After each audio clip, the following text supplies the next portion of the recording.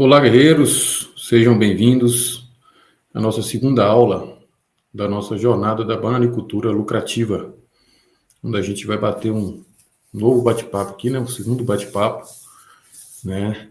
Sobre essa jornada que é tão importante para nós, produtores e todos que estamos envolvidos na cadeia da bananicultura.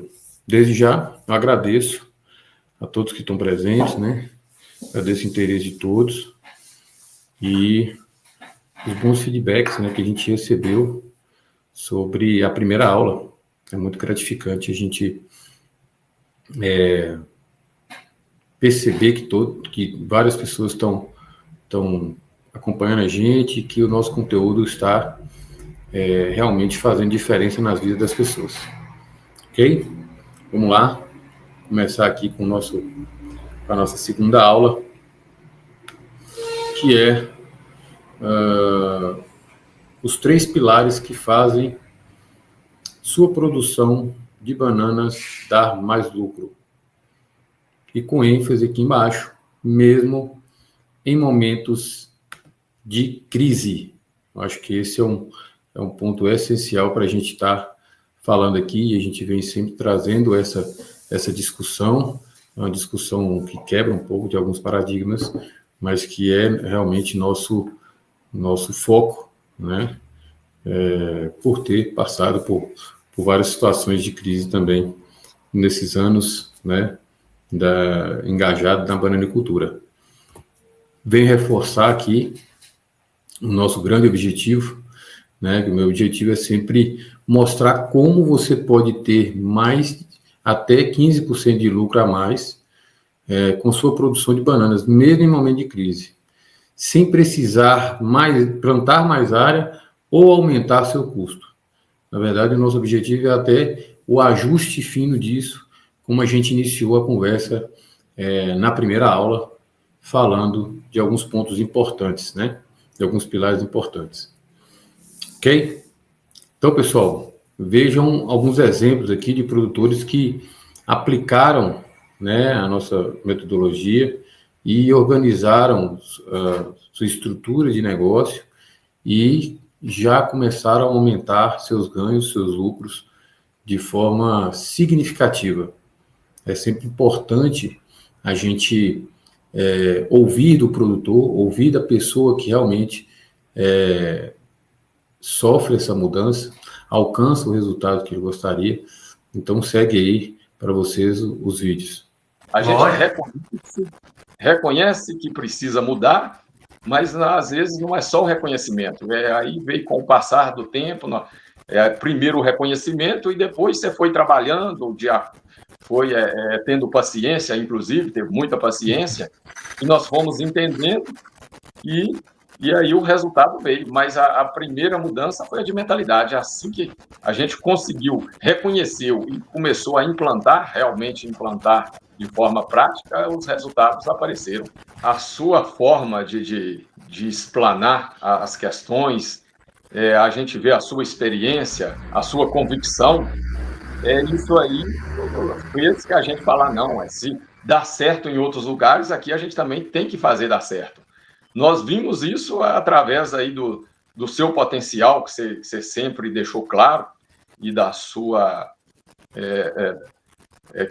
competência, da sua experiência, a gente percebeu que pode dar certo e que dá certo. Se seguir as recomendações, é possível, com certeza dar certo. Ô, Gabriel, é um resultado visível a olho nu, qualquer um que chegar vai perceber, vigorosidade nas plantas, está com um vigor excelente. Nós estamos conseguindo colher os cachos aí com uma quantidade maior de folhas saudáveis, consequentemente, cachos maiores e mais pesados. Isso aí ficou bem evidente de uns 6 meses para cá, isso evidenciou bastante. A gente trabalhava de uma forma não tão objetiva, não tinha essa direção, né, esse profissionalismo, questão quanto à produtividade, estratégias, manejo. A gente queria evoluir, mas não sabia como evoluir, não sabia por onde começar. Eu gostei muito da questão de ter me surpreendido essa questão de produtividade, né? Piso de cacho é algo que a gente pensava diferente, né?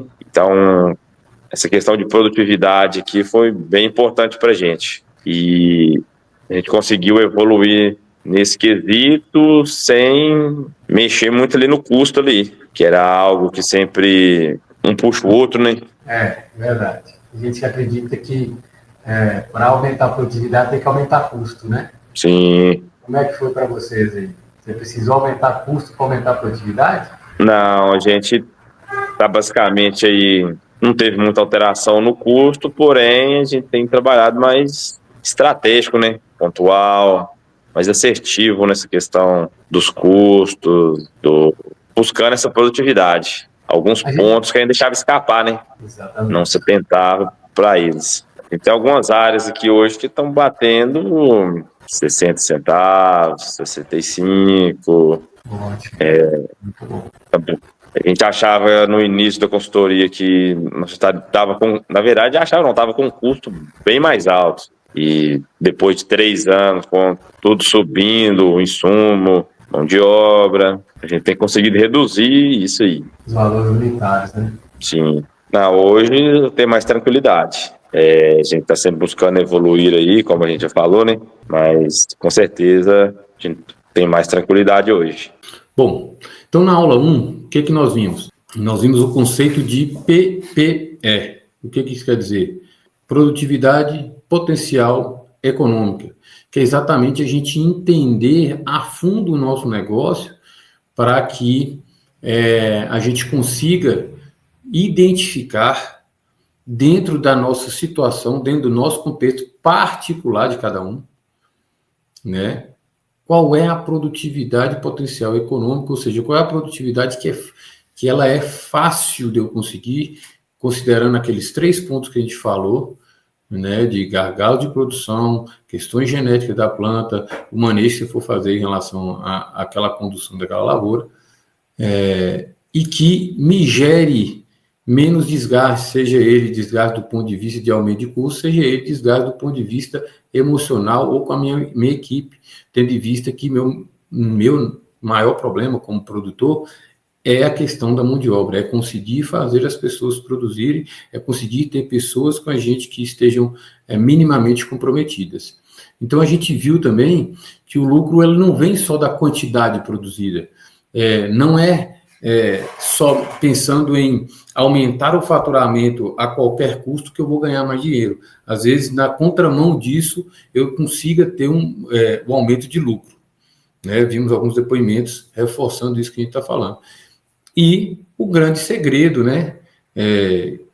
A princípio, né, um dos grandes segredos que a gente defende dentro do nosso programa, dentro da nossa metodologia, é transformar essa questão da produtividade potencial econômica do seu negócio em lucro real, em dinheiro no bolso, em dinheiro sobrando no seu bolso, para te permitir ter uma condição financeira satisfatória, uma condição financeira tão sonhada aí por grande parte dos produtores, e até, em alguns casos que a gente conhece, alguns produtores que, além de ser produtor, ainda tem outros negócios, e negócios que pesam fisicamente, demandam um esforço físico muito grande dessas pessoas em relação a horas de sono, trabalho, e que podem mudar a vida dessas pessoas e, consequentemente, mudar a vida das famílias dessas pessoas.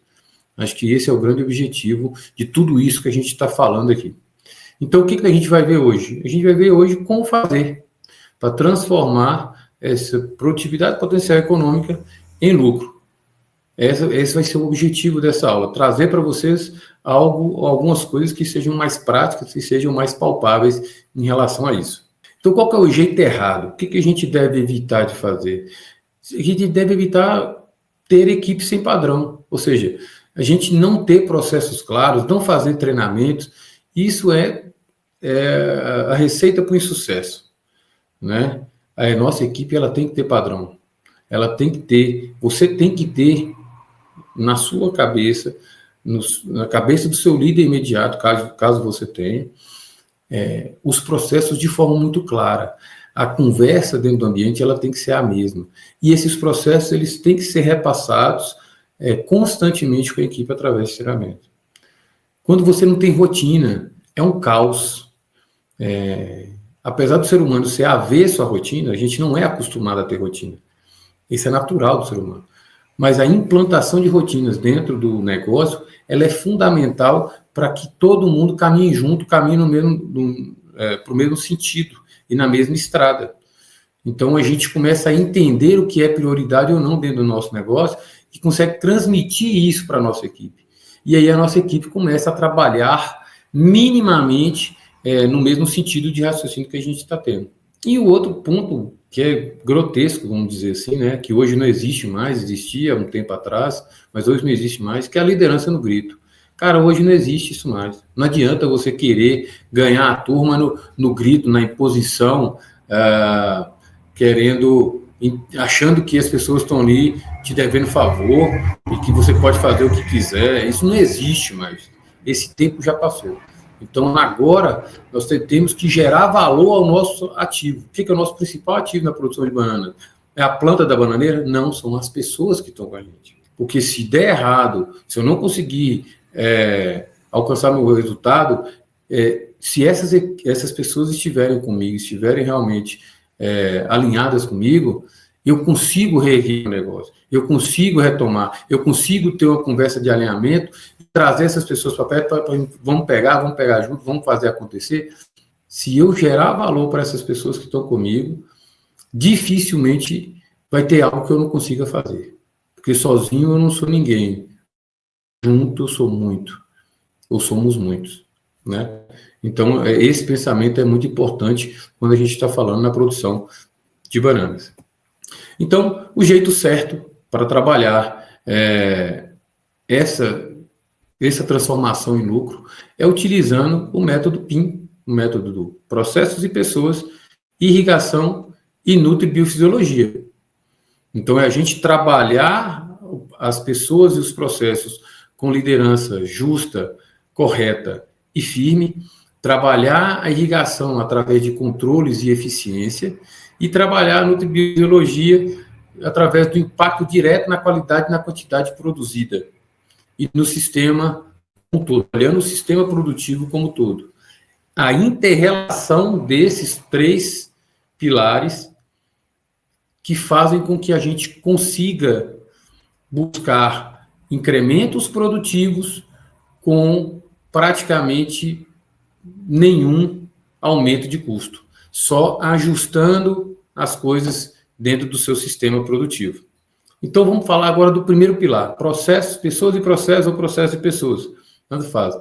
Então, o que ele quer dizer? Ele quer dizer o seguinte, a organização da equipe, mais a padronização de processos, ele vai gerar previsibilidade de ações e de respostas daquela equipe e aumento da eficiência. Então, uma equipe, ela sem direção, ela gera muito retrabalho, né? Desperdício de tempo, desperdício de recurso e queda de produtividade, obviamente, porque retrabalho com desperdício é a receita para perda de produtividade. Se a gente implantar processos claros, padronizar esses processos, quando eu digo padronizar, eu digo levar essa discussão para dentro do seu grupo, entendendo por que fazer cada processo daquele jeito que você está pensando em fazer. Por que eu vou fazer uma desfolha assim? O corte tem que ser dessa forma, tem que utilizar essa ferramenta, as folhas têm que ficar totalmente apoiadas no chão, não podem ficar penduradas. Por que eu tenho que fazer isso? Isso é óbvio, Gabriel. Não, não é óbvio. O óbvio tem que ser dito. Quando a gente trabalha com pessoas, o óbvio tem que ser dito, não pode ficar subentendido. Além de ser dito, deve ser registrado, deve ser anotado, deve estar documentado.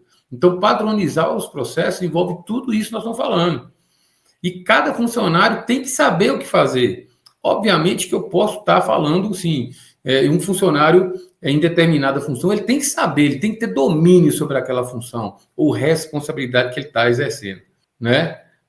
Não quer dizer que todos os funcionários eles têm que saber todas as funções tudo que se deve fazer dentro da empresa. Ele tem que ter uma noção ampla e geral, porque ele vai passar por um treinamento amplo e geral. E depois ele vai refinar esse treinamento quando ele estiver trabalhando realmente naquela área de atuação específica dele. E ele tem que saber como fazer, quando fazer. Isso é que garante a previsibilidade e resultados consistentes da sua equipe. Estruturar a equipe em funções, dando responsabilidade para cada uma das pessoas, isso vai te permitir diferenciar e valorizar as pessoas que produzem resultados dentro da sua equipe. Quando a gente trabalha com um grupo de pessoas juntas, fica muito difícil, executando a mesma tarefa, obviamente, fica muito difícil da gente identificar quem está acertando ou quem está errando. Gente, eu não estou falando aqui que eu tenho que identificar isso para punir a pessoa. É justamente pelo contrário. Essas pessoas são meu principal ativo. Eu tenho que valorizar essas pessoas, eu tenho que fazer com que elas entendam o processo, eu tenho que fazer com que elas melhorem a cada dia. Então, eu quero identificar a pessoa que está errando, a pessoa que está tendo dificuldade, para que eu possa trabalhar com essa pessoa, a evolução dessa pessoa, para que eu possa entender as dificuldades dessa pessoa, porque talvez eu possa até mudar ela de função. Talvez aquela função que ela está exercendo, aquela responsabilidade que ela está absorvendo, ela não tem habilidade para aquilo e às vezes não tem dificuldades, né, de entendimento daquela responsabilidade, daquela função. E eu tenho que mudar ela de função. E ao mudar ela de função, eu posso, eu acredito e tenho que acreditar que ela possa me entregar algo diferente, que ela tem mais facilidade com determinada função ou determinada responsabilidade. Então, pensar dessa forma é o primeiro passo para que a gente possa trazer as pessoas para próximo da gente, para que a gente possa deixar de ficar desconfiando das pessoas, para que a gente possa acreditar que essas pessoas, elas são pessoas boas e essas pessoas podem estar junto da gente, contribuindo para o negócio da gente, na mesma ideia, na mesma linha de raciocínio. Lógico que é ilusão eu querer falar com vocês aqui que você vai ter 100% da sua equipe dessa forma. Mas as empresas que conseguem ter de 50% a 60% das pessoas com um certo nível de comprometimento são as empresas que estão mais à frente. Eu estou falando de 50% a 60%, gente. Trabalhar com pessoas vai sempre ter dor de cabeça. A gente sempre vai ter dificuldades. Nunca vai ser um mar de rosas. É óbvio. Eu não quero trazer essa ilusão para vocês. Mas eu quero trazer para vocês que a gente tem como deixar a coisa mais leve. Tem como conduzir a nossa equipe de uma forma que, mesmo com todos os percalços que possam acontecer ao longo dessa jornada nossa de aumentar nosso lucro, de sermos profissionais produtores de banana, que eu minimamente garanta meu resultado. Isso aconteceu comigo no último ano e meio. Durante um ano e meio, em uma das minhas fazendas, né, do Grupo Ana Rica, a gente, vamos dizer assim, passou pela nossa equipe, passaram, né, 6 encarregados. E mesmo passando 6 encarregados, a gente não alterou, não chegou nem a 8% do percentual de primeira das nossas lavouras em um ano e meio. Nós não perdemos produtividade, mantivemos produtividade, mesmo com os percalços desse último ano e meio, que todo mundo, a grande maioria das pessoas, perdeu um pouco de produtividade. Por que a gente conseguiu fazer isso? Porque nós temos uma base de equipe muito sólida. Nós temos pessoas que têm compromisso dentro da nossa equipe. Não estou falando de todo mundo, gente, estou falando de 60% da nossa equipe. É muita coisa, 60% da equipe. 60% da equipe toca qualquer negócio. Vamos ter problemas? Vamos ter problemas, mas toca qualquer negócio. Então, eu queria que vocês entendessem esse pilar do processo de pessoas, para que a gente acredite mais nas pessoas, mas não é só acreditar e ter fé que a coisa vai mudar. A gente tem que acreditar e ter fé e aí começar a agir. Tudo acontece mediante ações. Então, trazer essa questão de processos bem definidos, padronizados, junto com a equipe, para eles incorporarem esse sentimento de dono desse processo, de pertencimento do processo, e treinar essa equipe e começar a estruturar toda a sua equipe, para que cada um pegue uma função ou abrace uma causa ali, e cada um abraçando uma causa, juntando todo mundo, a gente consegue ter o resultado.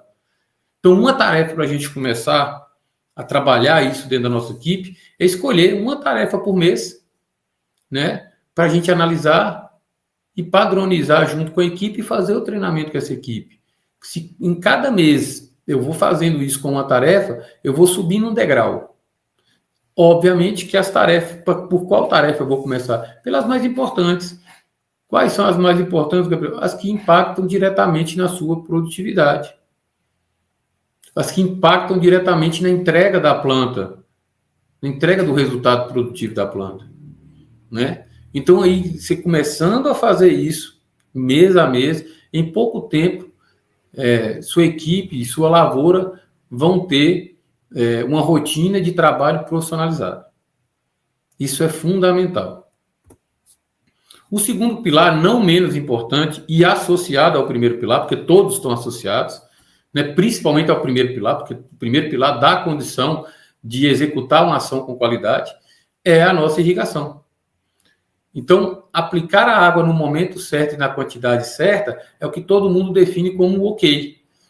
Mas o terceiro ponto, que é aplicar da forma certa, esse ponto associado à quantidade e momento, que vai definir o sucesso produtivo do seu bananal. Pelo menos nas regiões semiáridas ou áridas, que são totalmente dependentes da irrigação. Então, hoje a gente não fala só de quantidade e momento. A gente fala da forma de aplicar essa lâmina também. Porque essa forma, ela vai gerar plantas mais produtivas e mais resistentes a estresse. Ou plantas mais adaptadas ao estresse. Ou eu gosto de melhorar isso. Um sistema produtivo, quando eu falo de sistema, eu estou olhando um todo, não só uma planta isolada, estou olhando o solo, eu estou olhando a vida do solo, eu estou olhando o ambiente que ela está inserida. Tudo ali forma um sistema produtivo e um sistema produtivo mais estável. O primeiro ponto para eu gerar, para eu conseguir buscar a estabilidade, que ela é estabilidade de momento. Então, vem uma condição climática adversa, ela muda tudo, essa questão da estabilidade, mas se eu conseguir, em bons momentos, gerar estabilidade para essa lavoura e essa planta conseguir se adaptar àquela condição que ela está sendo submetida, a irrigação é fundamental para isso.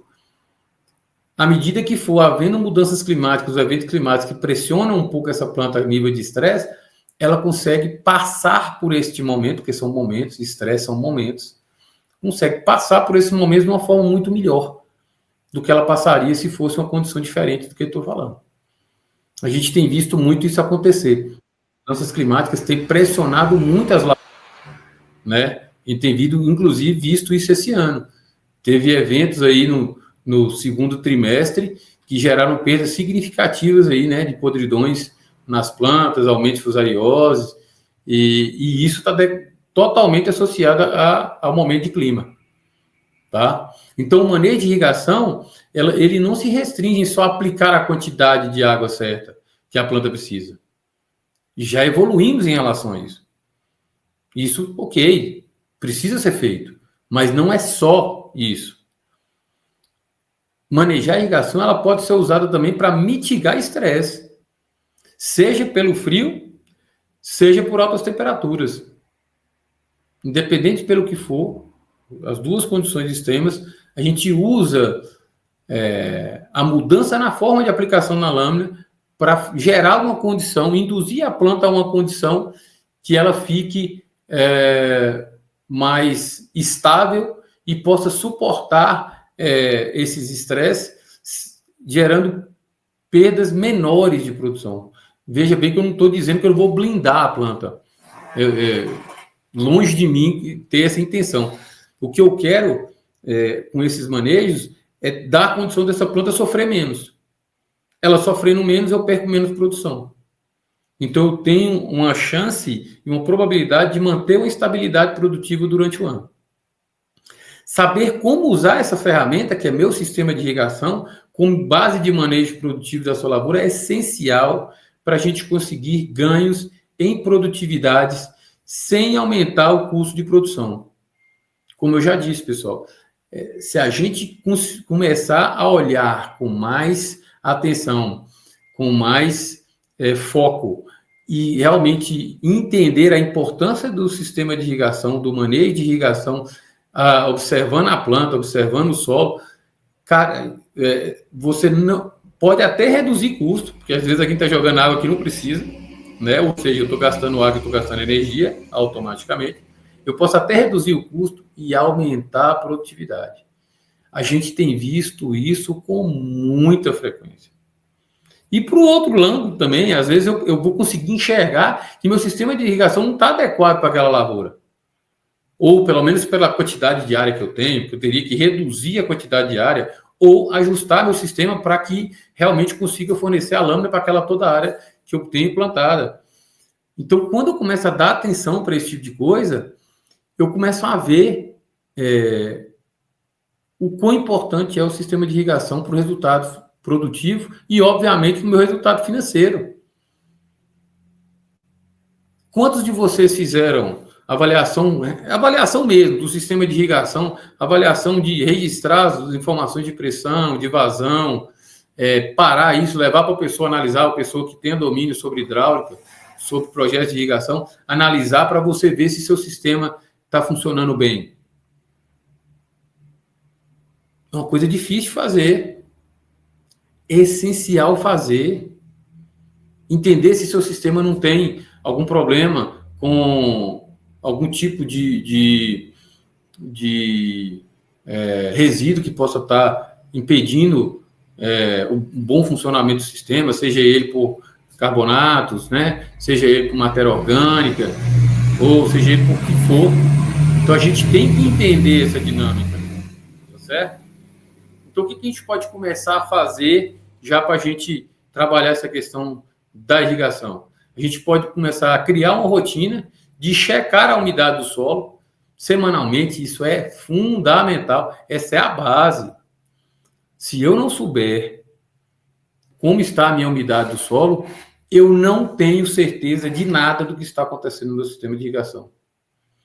Eu não posso afirmar em nenhum momento que eu estou jogando a quantidade de água certa. Porque a umidade do solo, ele é o saldo final de tudo que você fez.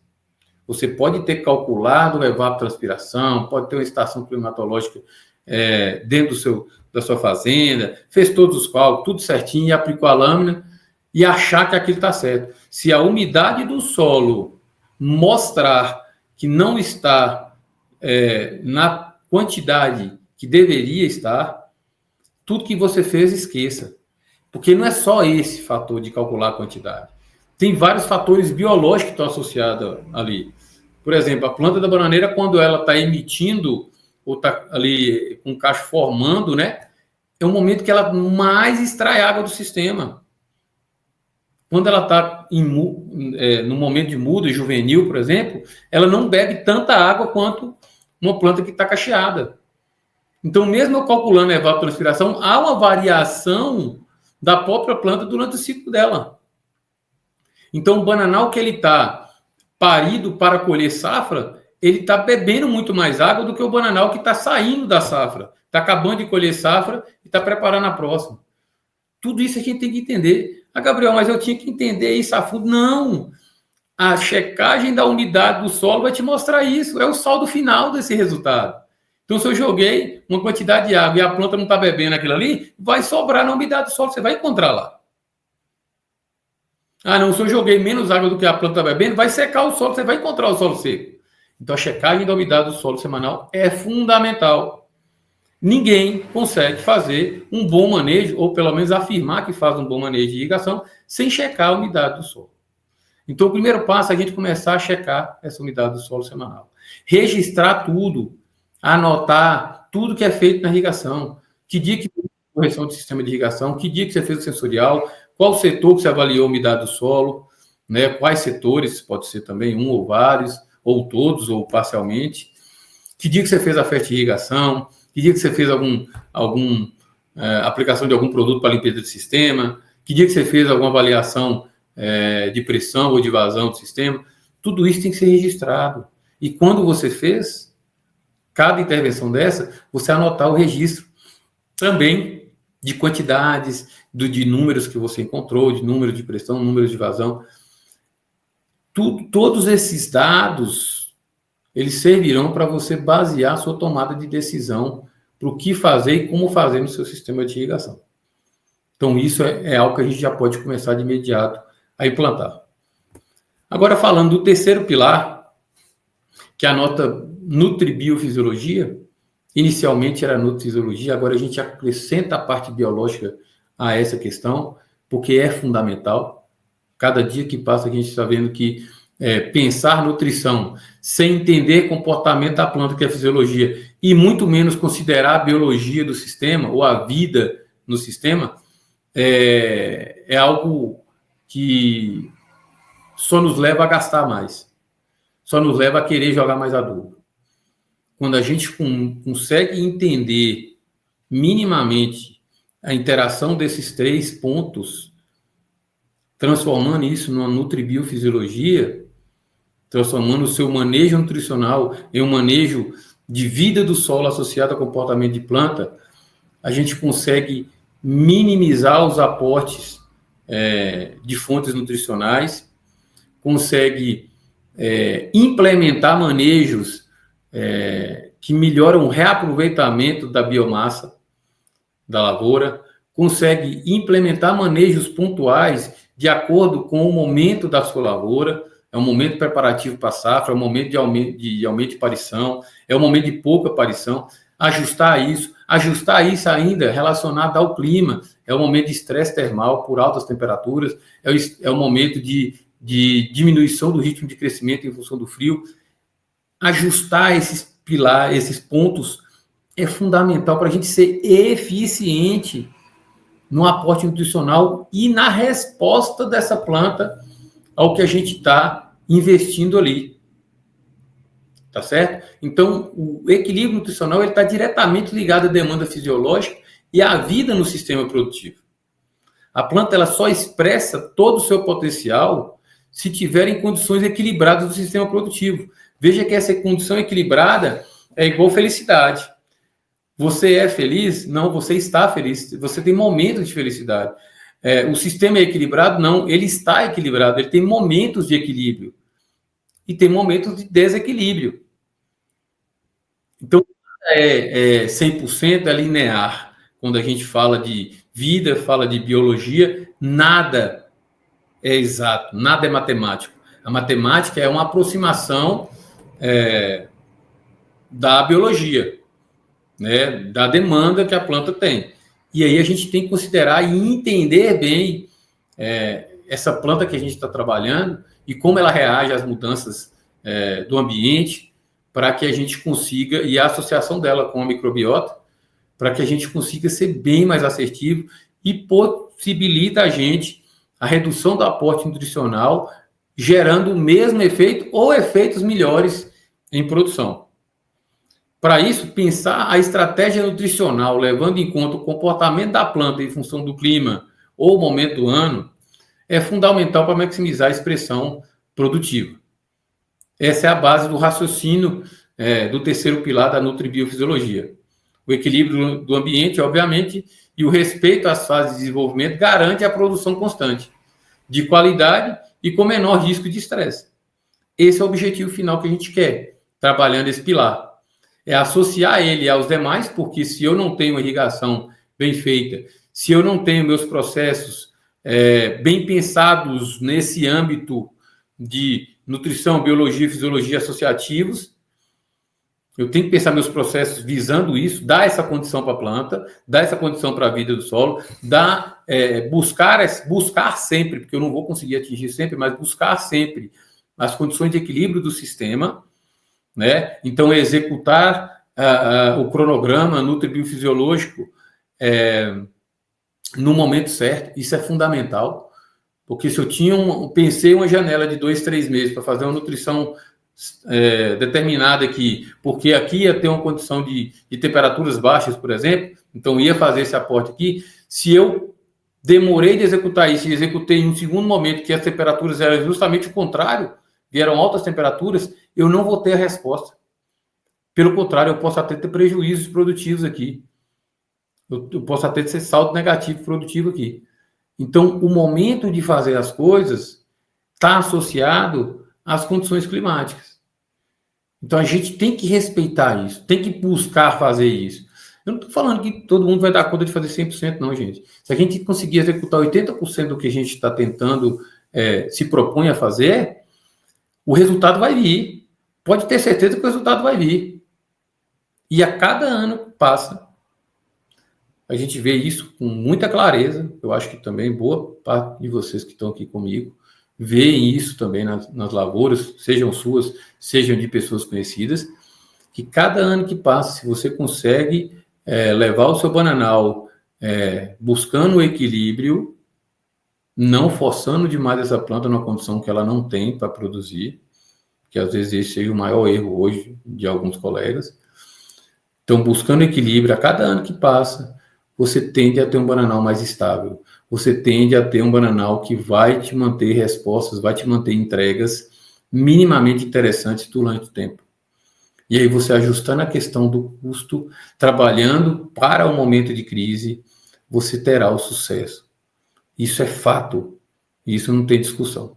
Então, para a gente começar a trabalhar essa questão da nutribiofisiologia aqui, a gente pode começar, né, fazendo análise de solo e folha, né, buscando também dados climáticos, história da região onde você está, ou da própria fazenda, quem tiver esses dados, né, assim como a produtividade da sua lavoura, né, seja no último ano, nos últimos 2 anos, e aí, através desses dados, a gente vai associar isso para que a gente possa definir um cronograma nutricional ou nutribiofisiológico adequado para a sua lavoura. Obviamente que você vai precisar da ajuda do profissional, né, e esse profissional levar em consideração isso, ajustar as fontes que ele vai usar, né, também dentro da sua lavoura, para que o resultado apareça, para que a estabilidade tão sonhada apareça através de produtividade, através de conforto da planta, né? A gente enxergar isso no campo é muito interessante,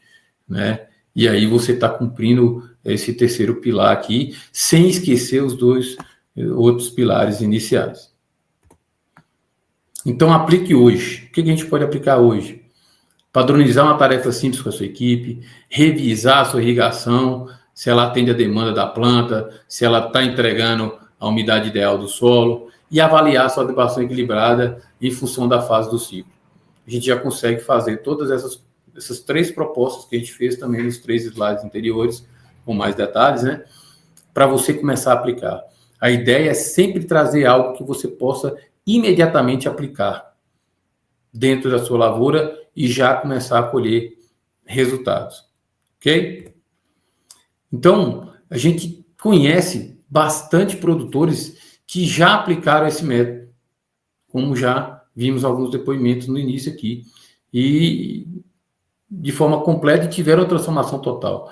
Isso nos gera uma satisfação muito grande, sabe, sobre esses resultados. É isso que nos move, esse que move o nosso propósito, né? E a gente realmente traz para você, nós estamos trazendo aqui para vocês 3 aulas que falam um pouco desse trabalho que a gente faz com o pessoal e que tem, graças a Deus, e ao empenho deles, obviamente, que cada um tem sua parcela dentro do processo, trazido bons resultados.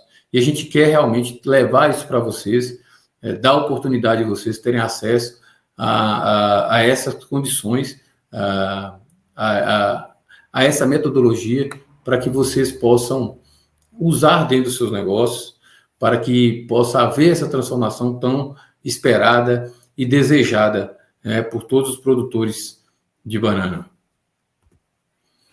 Então, o que nós vimos hoje? Hoje você viu 3 pilares para lucrar mais.